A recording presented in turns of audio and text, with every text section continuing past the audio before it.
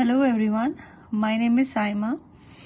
I'll be your mentor for anthropology for a particular portion like Indian anthropology and tribal anthropology. Today I'll be going to discuss sacred complex, which falls under the Indian anthropology. Okay, so before going into the concepts, let us first see what the background was. So it was in 1950s and 60s when Chicago School of Anthropology had an impact over the Indian social anthropologists. So the Redfield, Marriott and Singer, who belonged to the Chicago School of Anthropology, they were interested in the study of Indian civilization, but they studied Indian civilizations in terms of the two dimensions, that is great tradition and the little traditions.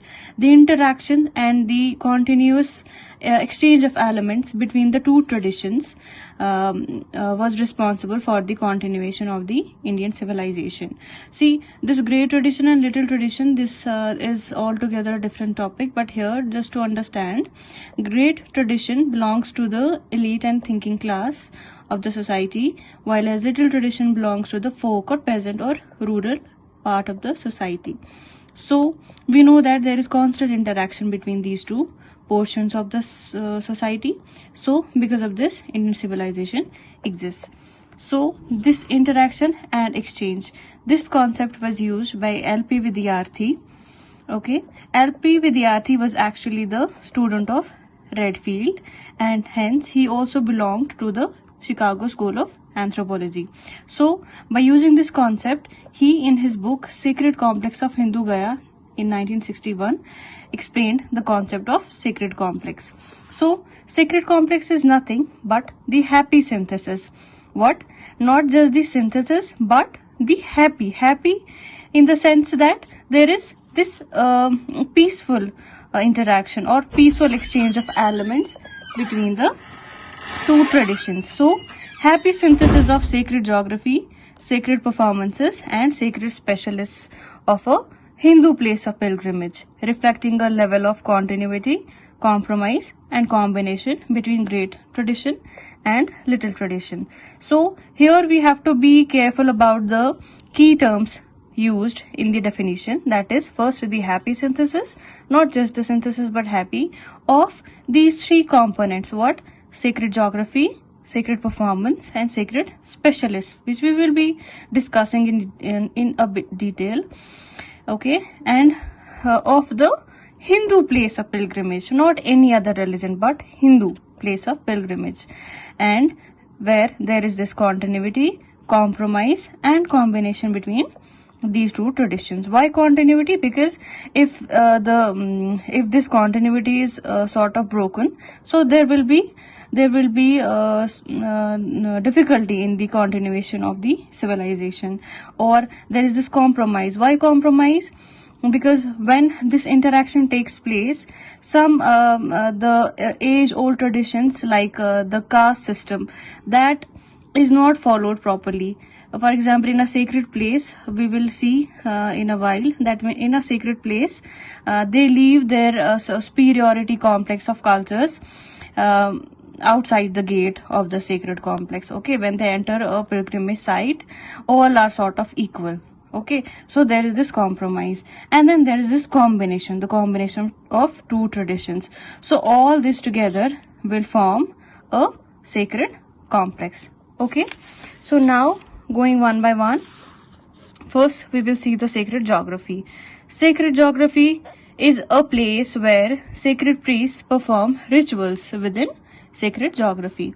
So in sacred geography there is a center. Okay, every geography has some sacred center where sanctum sanctorum, that is the chief deity, is located. Okay, this chief deity is actually this forms the component of great tradition, and then there are also some other deities who reside in the periphery of the chief deity. So these other deities represent the component of little tradition. So here what we saw that there is some continuation of the traditions. Okay, there is first we have this great tradition. Okay, in art and culture we study when we study the temple architecture, we study panchayatan style, right? So there is this chief deity and then there will be periphery deities. So these periphery deities will be the part of little tradition. This chief deity will be the part of great tradition. So together they will be in continuation and they will be in constant interaction. Okay.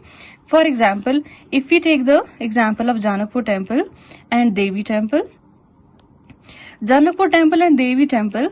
So here we have this is the temple where Sita is revered, and this is the temple where Kali goddess is revered. So these two exist at the same premises, okay, in the same sacred geography where they exist together and are in continuation. So this is how it works in sacred complex. Okay, so there is also this gradation in the sacred complex. For example, the core is called as the center, and then the parts adjacent to the center are called as the cluster, and then when all the clusters meet they form the segment. Similarly, there is this hierarchy based on the extension. Okay, then we have zone, and the whole area is called as the kshetra.